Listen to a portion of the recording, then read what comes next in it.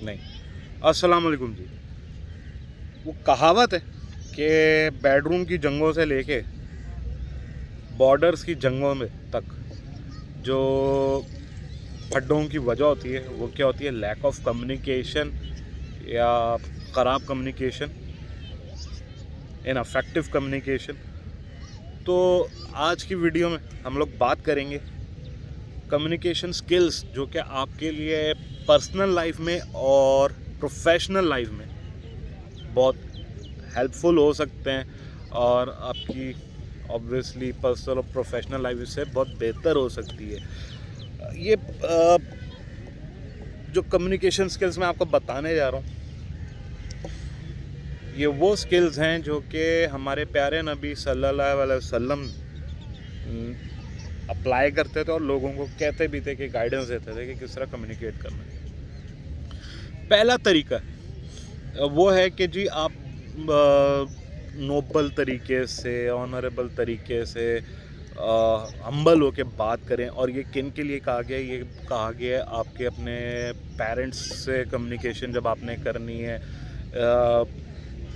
खासतौर पे जब वो एजेड हो जाते हैं तब भी तो बहुत रिजिड हो जाते हैं हर चीज़ में। वो कहते हैं कि जी हम सही हैं एंड ऑल दैट, तो यार आप उनको कहो हाँ ठीक है, और फिर आहिस्ता आहिस्ता अपनी बात भी जो आपको है वो बहुत हम्बल तरीके से और आराम से उनसे करने की कोशिश करो। अगर नहीं सुनते हैं, आपकी बात समझते हैं, वेल एंड गुड। नहीं समझते तो यार चुप कर जाओ, कुछ टाइम बाद समझाने की कोशिश करो, लेकिन बहुत ऑनरेबल तरीके से और नोबल तरीके से। पहला तरीका ये कम्युनिकेशन का, ये किन पे अप्लाई करना है? ये आपने अपने पेरेंट्स पे, अपने रिलेटिव्स पे, अपने स्पाउसेस से और अपने रिश्तेदारों से आपने ये स्किल अप्लाई करना है, ठीक है। दूसरा है कि जी आपने स्ट्रेट फॉरवर्ड बात करनी है। स्ट्रेट फॉरवर्ड कहाँ पे आपने बात करनी है? देखो, स्ट्रेट फॉरवर्ड जब आप बात करते हैं ना, वो बात करें आप अपनी प्रोफेशनल जो आपकी ज़िंदगी है, अपनी जॉब पे हो या बिज़नेस पे अपने कुलीग्स वगैरह के साथ एंड ऑल दैट, वहाँ पे जी बिल्कुल स्ट्रेट फॉरवर्ड बात। कि मिसाल के तौर पे आप एक बिज़नेस कर रहे हैं, तो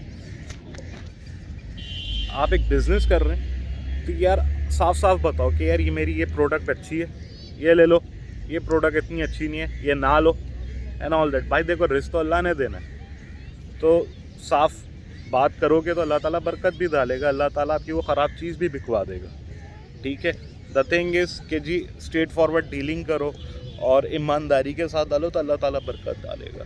हमारे यहाँ सिस्टम थोड़ा सा उल्टा है। स्ट्रेट फॉरवर्ड जहाँ उन्हें प्रोफेशनल्स के साथ उन्हें अपने प्रोफेशन में उन्हें, वहाँ पे स्ट्रेट फॉरवर्ड नहीं होता, वहाँ पे इधर उधर की बातें यूँ ही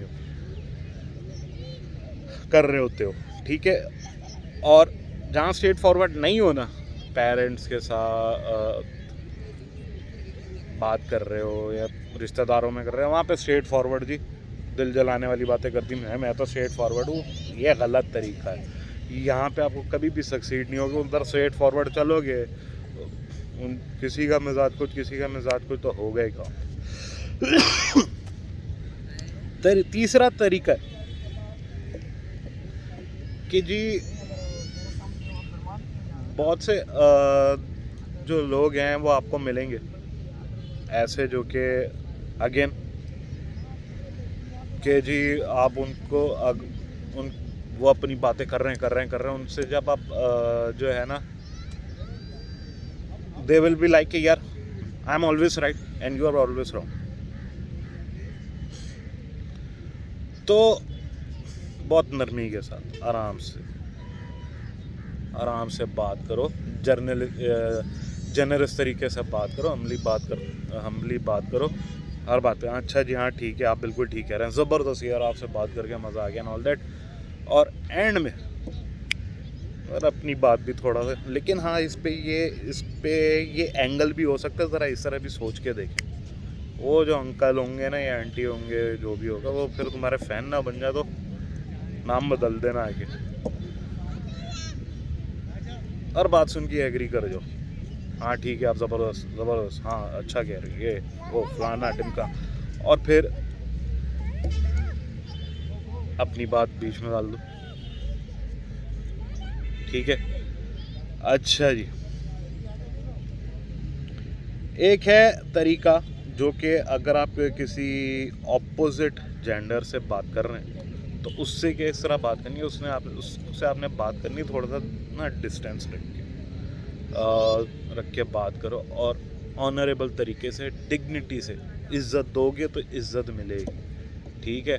बहुत ज़्यादा छिचोरपन पे नहीं आ जाना, जो लोग कोशिश करते हैं ना कि जी छिचोरपन करके वो ऑपोजिट जेंडर को, ये लड़कों के लिए भी है लड़कियों के लिए भी है, फ्लर्ट करके करके करके जो है वो पटाने की कोशिश कर रहे हो, कोई फ़ायदा नहीं हो रहा। ऑनर के साथ बात करो, डिग्निटी के साथ बात करो,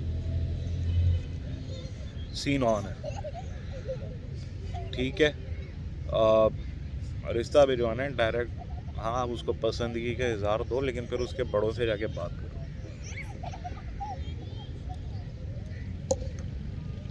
और फिर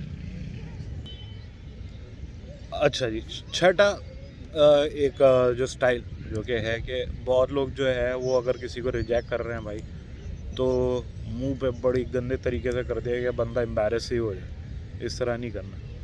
रिजेक्शन भी अगर आपने किसी को करनी है तो यह बहुत सॉफ्ट तरीके से, बहुत हम्बल तरीके से आपने उसको रिजेक्शन करनी है कि यार उसको बुरा ना लगे। उसको वैसे ही रिजेक्शन हो रही होती है तो बंदा एम्बैरेस फील कर रहा होता है, ठीक है।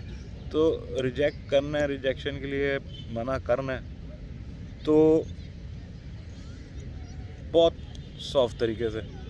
जैसे इसकी मिसाल मैं यूँ दूंगा कि मैंने खुद एक जगह सुना था, किसी को कहते थे कि हुजूर सल्लल्लाहु अलैहि वसल्लम के पास एक खातून आई, देखो वहाँ, और उन्होंने कहा कि जी मैं आपसे शादी की ख्वाहिशमंद हूँ। वहाँ देख लो कैसा माहौल था कि जी सहाबा आके इस तरह की बातें कर सकते थे। तो हुजूर सल्लल्लाहु अलैहि वसल्लम ने रिजेक्ट करना, तो हुजूर सल्लल्लाहु अलैहि वसल्लम ने उस बात का जवाब भी नहीं दिया और चुप रहे, यूँ मुँह झुका लिया। खातून समझ गई, साहबा समझ गए, तो साहबे थे वहाँ पे, वो आए, उन्होंने कहा जी अगर आप इंटरेस्टेड नहीं हैं तो मैं इनसे निकाह का ख्वाहिशमंद हूँ एंड ऑल दैट, और फिर आगे जाके बातचीत चली और उनका आगे निकाह हो भी गया, ठीक है। तो हमारे कल्चर में अगर इस तरह हो जाए पाकिस्तान में, तो करेक्टर पे सर्टिफिकेट ऐसे ज़बरदस्त मिल जाएंगे। तो ये तरीका है कि जी अगर आपने रिजेक्शन भी करनी है तो वैसे तरीके से कि यार सामने वाले को चुभे ना बात, ठीक है। सो ये 6 तरीके हैं कम्युनिकेशन के। ये वो तरीके हैं जो हुजूर सल्लल्लाहु अलैहि वसल्लम खुद अपनी लाइफ में अप्लाई करते थे, और लोगों को ये गाइडेंस भी दिया करते थे। तो ये अगर आप अप्लाई करें, और ये वो तरीके हैं जो कि कुरान में बताए हुए। ऑब्वियसली हज़रत आयशा रज़ी अल्लाह ताला अन्हा से रिवायत है कि वो कहती थी कि अगर आपने चलता फिरता कुरान देखना है तो आप हुजूर पाक सल्लल्लाहु अलैहि वसल्लम को देखिए। तो इन चीज़ों को अगर अप्लाई करो तो आपकी लाइफ बहुत बेटर हो सकती है। फिर मुलाकात होगी नेक्स्ट व्लॉग में। अल्लाह हाफ़िज़।